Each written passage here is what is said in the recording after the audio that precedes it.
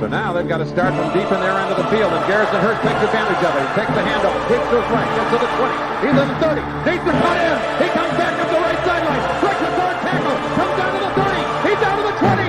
He's down to the 10. He's down to the 5. He's into the end zone. Touchdown! Touchdown! 49ers! 96-yard run from scrimmage.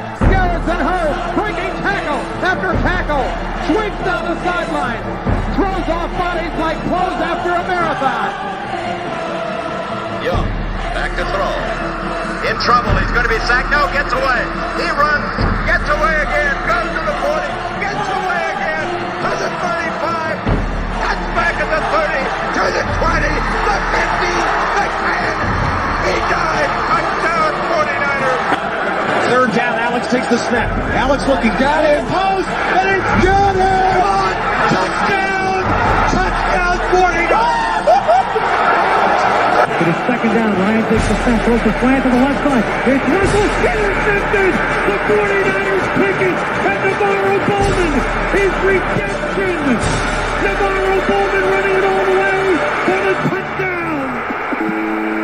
No greater redemption. The San Francisco 49ers, we can do whatever we want.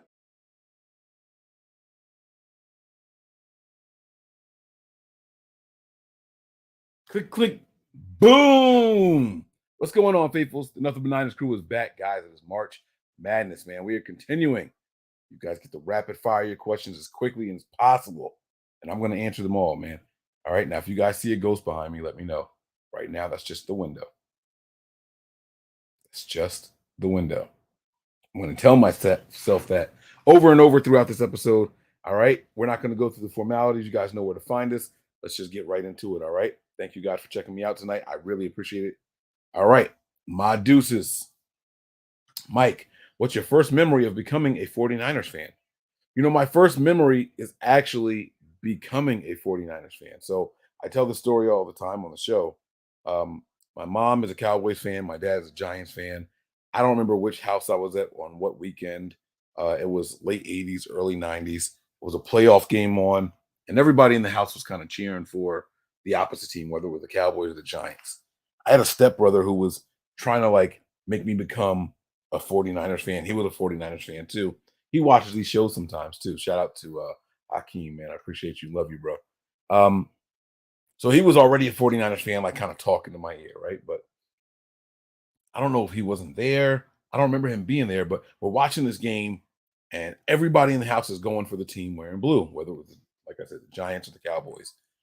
And I'm like, man, you guys are being mean. You guys are bullies. Nobody's cheering for the team with the red. And I remember my mom being like, well, if you like him so much, then you be a 49ers fan. Fine, then I will. Let's go. Let's go. And I just, from that moment, was just cheering for them no matter what, all the way through. I couldn't tell you if we won that game. I was so young when this happened. You guys got to remember that I was born in 83. I don't remember what happened. I don't, but that is my earliest memory of the 49ers and literally becoming a 49ers fan. Did this coaching revamp change Lance's progression for the good, or will there be hiccups? Thanks for the madness. You know, they brought in a couple of guys. I'm not quite sure if it's for better or worse, you know. Greasy is coming from ESPN to work with the quarterback directly, or is he really coming in to work with the development of the guys behind Lance? You know, one of the things that we really credited Shane Day with, and the quarterbacks coaches was the development of when Nick Mullins' number was called to go in there against Oakland and get his first start, and how prepared he was, right? When CJ Beathard got his number called and he went in for his first start, you know, those guys probably really looked the best in those games. So maybe that's what the job is for the quarterback coach. We don't know what the job is.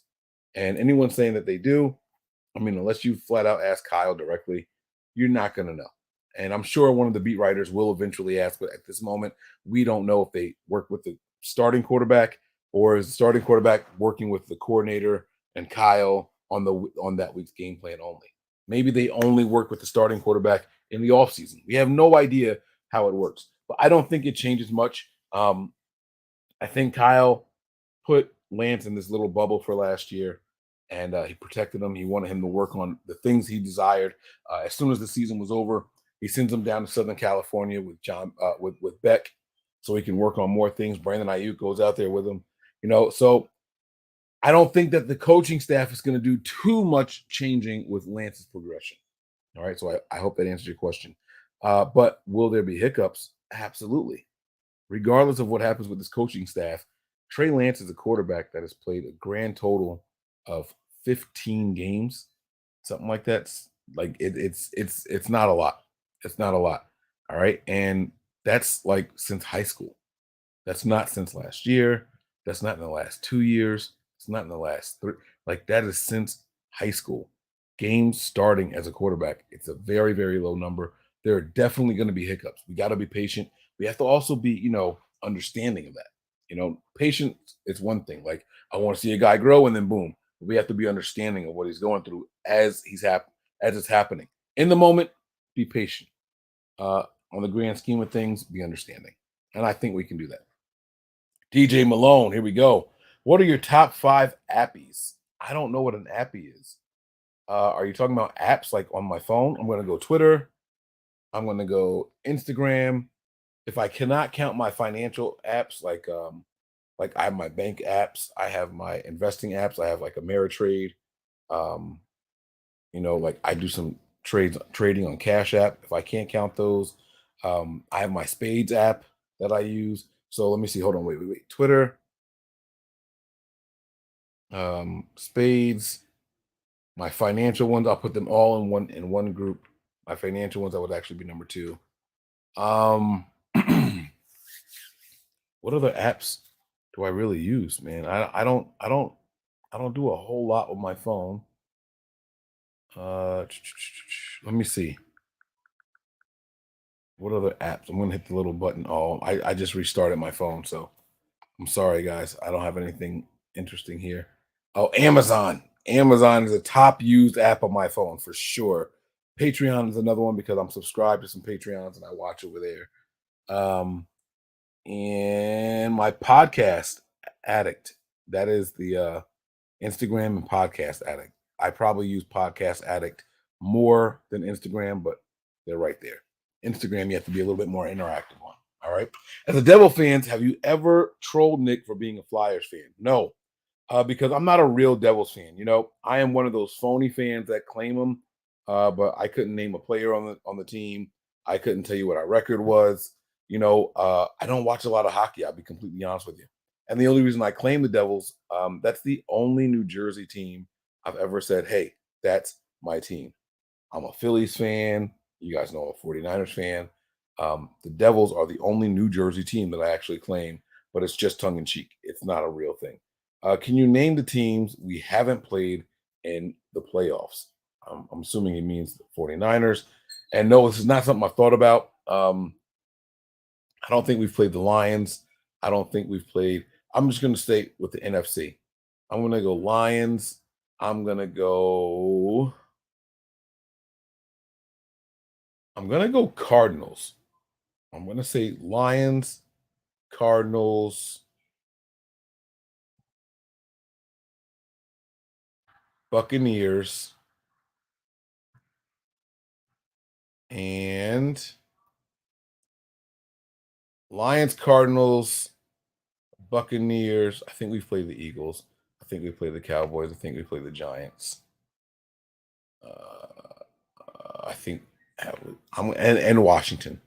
Those will be the 4 teams. Let me know if I was right, okay? Will NBN have a Discord in the future? I don't know, man. I got to get the guys more involved. If it's just me, probably not, guys. I am running very, very thin over here. I'm starting up another business on the side. I got this. We got the Patreon, and I work full time. And plus, I'm a dad. Like I'm a like girl dad too, like ballet and shit like that. So I just don't know how much more I can put into this, and that's why I salute guys, like Eric Crocker and Chapman, the guys who go 100% into this, into the 49ers content coverage, because I just don't have the time for it. I really respect those guys. All right, let's keep it moving here. What is your favorite flavor pizza? One of 2 things: either extra sauce or light cheese. And then if you want to add like a real topping, give me some sausage on there. Pause. All right. What is your favorite? I'm sorry. What is your opinion on hiring the former Seahawks special teams coordinator? I am not a fan of it. I am not a fan of it. We're going to discuss it on tomorrow night's show. But the guys like I'm not going to say we went back and forth on it, but I pulled up the numbers, man, and I'll tell you guys quickly. I saw what's that dude's name? Oh shit. What's that guy's name? David Lombardi. I saw David Lombardi say, "Oh, like from 2010 to 2020, he was ranked third overall with EPA, da da da." Like, bro, no, where did his special teams units actually finish? And I went back to 2017. They finished 20th, 20th, 14th, third. That was his last year with Seattle in 2020. And then last year, Jacksonville was 20th. Like, that's not, those things aren't good. And for perspective, again, 2020, 14, 3, and 20. Okay. To flip it to the Niners and where we finished 11th, 10th, 6th, 21, and 21. So, I mean, it's not that big of a difference. I hate picking up anybody from Seattle. That is my personal bias, though. I will admit that. I don't know this gentleman, and hopefully he can do better with us. So I'll just say that. All right. Will you do a free agency special? Well, as we sign players, we'll start doing some breaking news videos and stuff like that again. I thought about doing a breaking news video when we announced the official hirings and movings and goings on with the coaching staff, but I didn't. We started free agency already here at Nothing But Niners. So if you look, we did 3 position groups. We did a wish list and then a reality list. So make sure you guys go back and check that out. That is there. It continues tomorrow. All right, DJ Malone is back. He says, can you list the foods that pineapple belongs on? Bacon and pineapple go together really, really well. I don't know if you guys have tried that or not, but bacon and pineapple are like a match made in heaven. Like you get like a half a slice of pineapple, wrap that bad boy in some real bacon. Oh my God. Whew. It is good. That is good. What else should go with pineapple? I'm running out of stuff already, guys. Pineapple is great by itself. I will never say pizza. I don't like pineapple on my pizza. I've had it before. It's not terrible, but it's just not my thing. Pineapple. I have had a rice. Oh man, I can't remember who made it, and I can't remember what else was with it. But I have had a rice that had the pineapple rings on top of it. And I ate one inside of it. You can actually taste the flavor of the pineapple throughout the rice. It actually wasn't that bad. It was not that bad, but I'm sure there were other things inside of it. So I'm going to go with bacon and rice because those are the only 2 things that I know that I've had that were good. All right. What's the dirtiest innuendo name you heard? Dirtiest. See, dirtiest is like it's subjective, right? Like dirty, like there's certain things that I don't like, right? Like don't call me daddy. Like I have kids. Don't call me daddy. It's weird. Like not that way. But so like that might be it, but not the way you're thinking. So I'm just gonna go with daddy. All right. Is the NFC West as a whole open for the taking? I do. I don't think there's a juggernaut in the NFC. I think the Rams are better than the Niners. They're probably the best team in the NFC West. I think the Packers with Aaron Rodgers are still the best team in the NFC North. In the NFC South, I am going to have to probably put, see, you would say the Buccaneers normally, but they just lost Tom Brady. That division is probably up for grabs. You got Bucks, Panthers, Falcons. What's the 4th team over there? Bucks, Panthers, Falcons. I don't know. I'm drawing a blank right now. Oh man, that's bad. NFC South.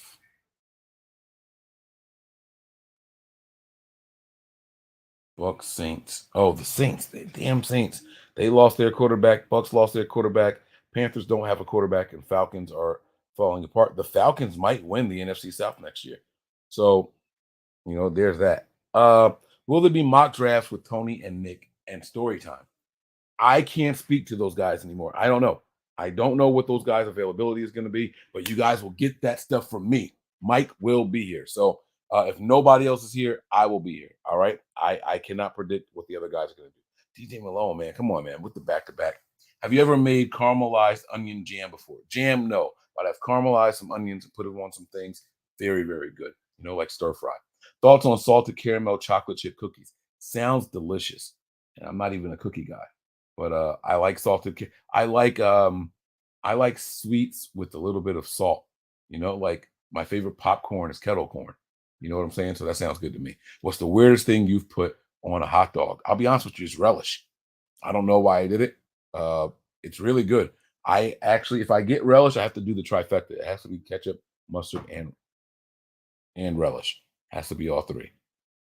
All right, we're gonna be done this soon. Niner Renzo 209. Mike, do you like the song Blow the Whistle? Blow the Whistle. Hold up, blow the whistle. Oh no, I'm thinking about something else. I don't know. Let me see. I'm typing Blow the Whistle song. Let's see who sings that. Because you said it. Oh, by Too Short. Oh, yeah. Yeah. You said Blow the Whistle, and I was thinking,